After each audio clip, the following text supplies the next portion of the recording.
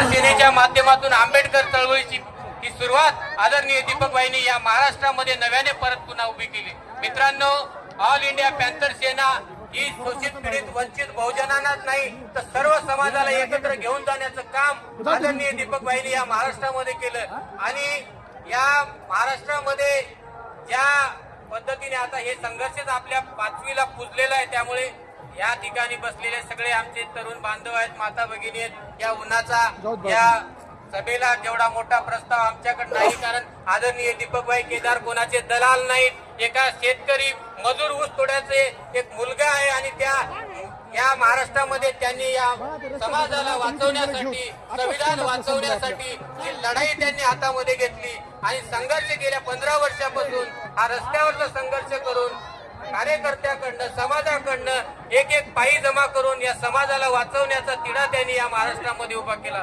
मित्रांनो, हे संघर्ष चालत असताना आपण या संघटनेचे पदाधिकारी आणि संघटनेची ताकद आपण निर्माण केली पाहिजे आणि आपण या राजकीय भूमिकेला आणि आदरणीय दीपकभाई केदारांच्या आदेशाला आपण मानलं पाहिजे, कारण आपल्या दरवाजावर अंधार आलेला आहे आणि या अंधाराला वाचवायचं काम जर कोण करेल तर या महाराष्ट्रामध्ये एकच दीपक आहे, ते आदरणीय दीपकभाई केदार।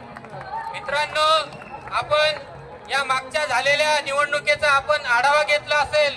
मागच्या निवडणुकीमध्ये, नगर परिषदेच्या निवडणुकीमध्ये बाईंनी वारंवार समाजाला जागृत करण्याचं काम केलं। मागच्या 5 वर्षापासून तुम्ही बाईंचे पेज ओपन करून बघा, त्यांनी या निवडणुकीच्याच काळात नाही तर मागच्या 5 वर्षाच्या काळापासून समाजाला संविधान वाचवण्यासाठी